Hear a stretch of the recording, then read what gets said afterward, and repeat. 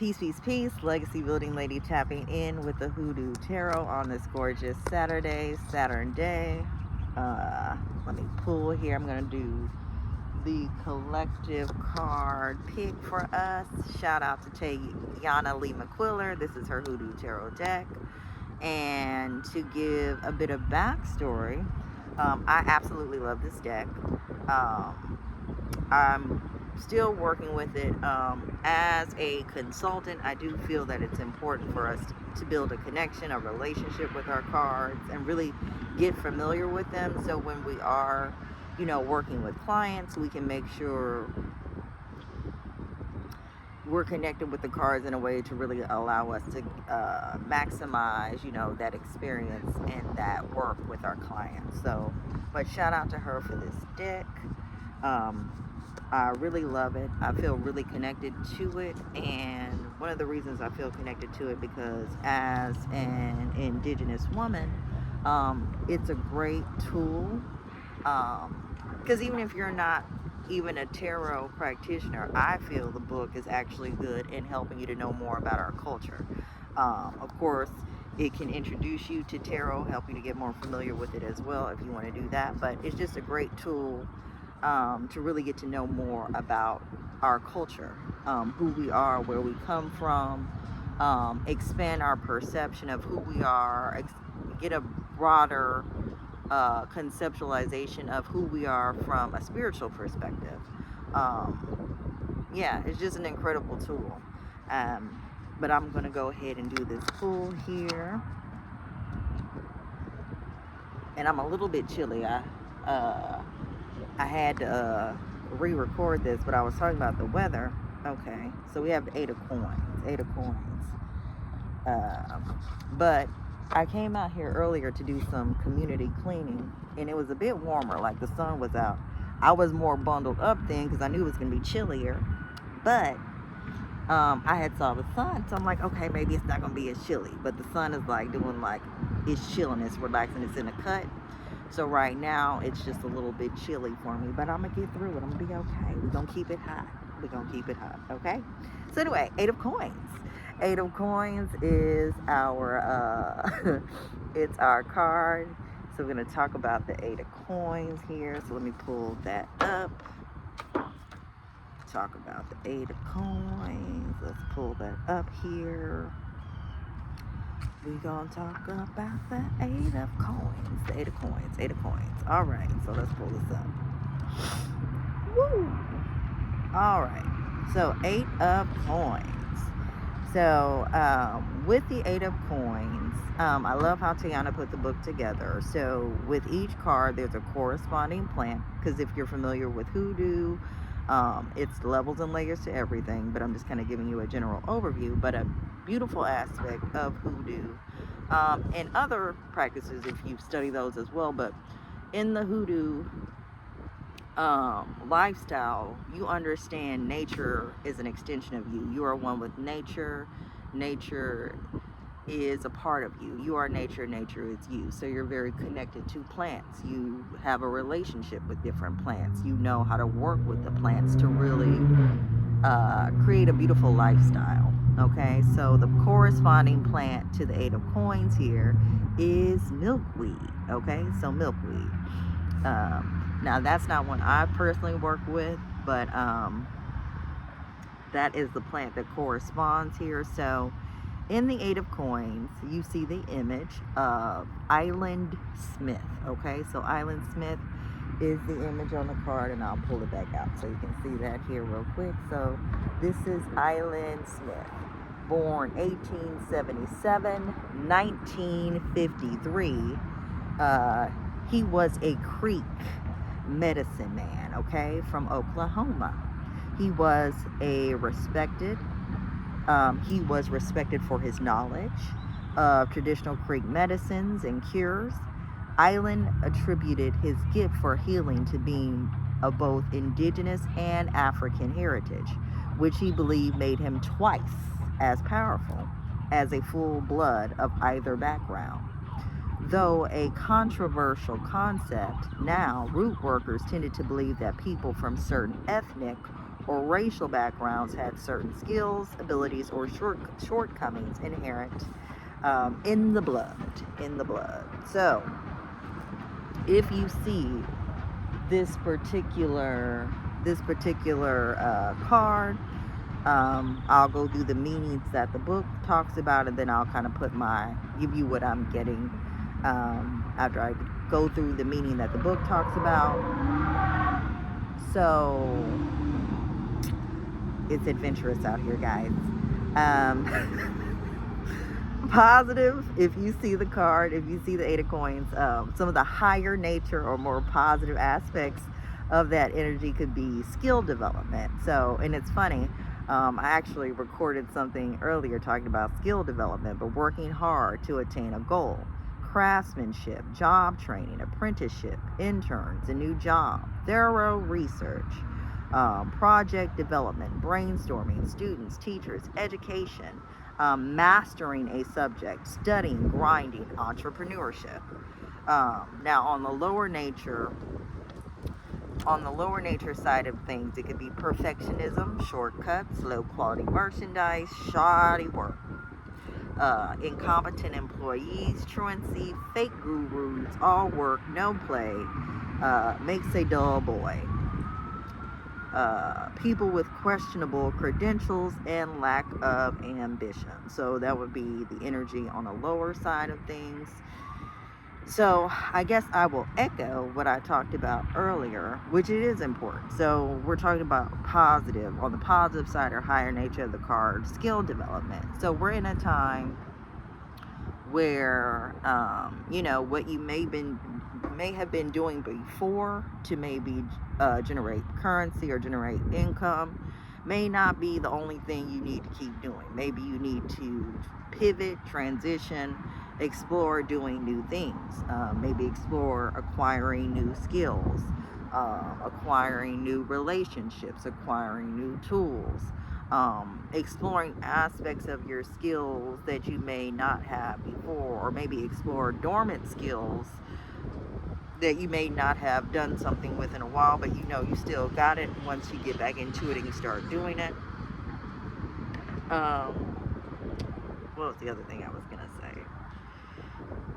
But yeah, skill development. That's something that I would say right now could help you if maybe you're feeling like your back may be against the wall financially, or you're not just quite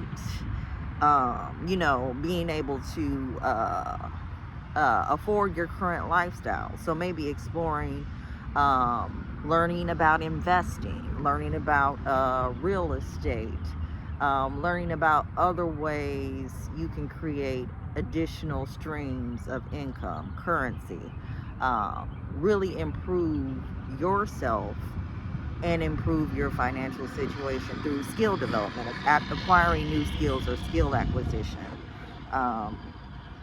and then working hard. Now, I'm saying all these things, and from my own experience, I know that a lot of this stuff doesn't just happen necessarily overnight.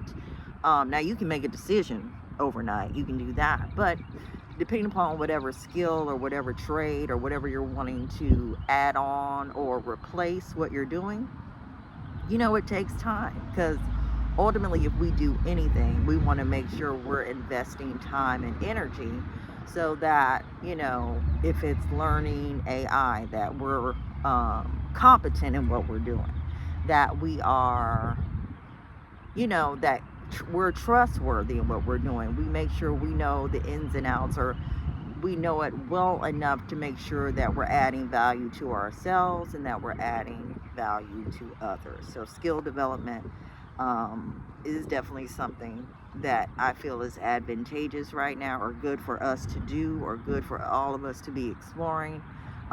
Creative ways to go about generating income, creating more streams of income. That's important. And then craftsmanship, taking pride in your work, making sure that when you finish doing whatever you're doing, you're like, that was me that did that. Like, literally, like if you were artists, you feel proud to sign your name, at the bottom of that, masterpiece that you just created, whatever it is. You feel that good about the work that you're doing, that you're proud and really just eager to share what you do with others and really get your work out there.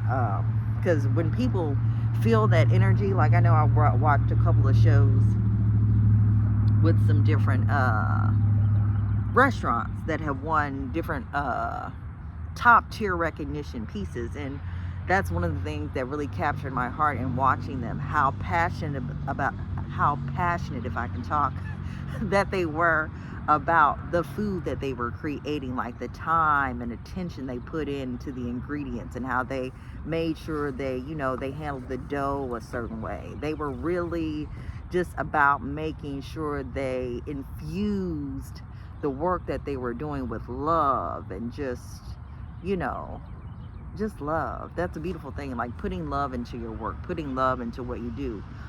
It really will set your work apart because people can feel that type of energy. When you do stuff with a sense of passion, a sense of love, a sense of pride, it can be felt and you can taste it in whatever it is that you may be doing. So just making sure you take great pride, great joy, great zeal in what you do. That's important. Makes a difference. What else? Talks about here apprenticeship. So having the courage, because I'm an older person, I'm more mature, more experience, more exposure, and sometimes it can be intimidating when you're a bit older and you're exploring like new things, taking on new projects, things you've never done before, or just plain ass sucking, like being bad at what you do at first, because we all got to go through we got to go through the stages and phases of different things to get good. So it can be intimidating when you're a bit older, like, man, I got to start from scratch, I got to learn something new. But trust me, if you put in the time and energy, and definitely if you're finding something you enjoy doing, it is absolutely worth the time. Because a lot of times too, when you're getting feedback about it, you won't be as offended if you actually like what you're doing, because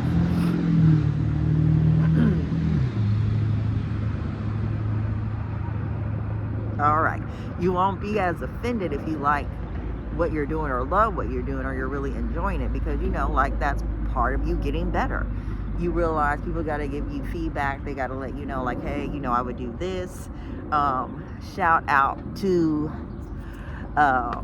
Lucas in the school community. He was reminding me when I create my videos, because I said I got to work on that, because horizontal versus vertical, but making sure that I keep my videos horizontal when I'm doing my more long form content, because sometimes I just do what I want to do sometimes, but making sure I make it more uniform, more orderly in that way. But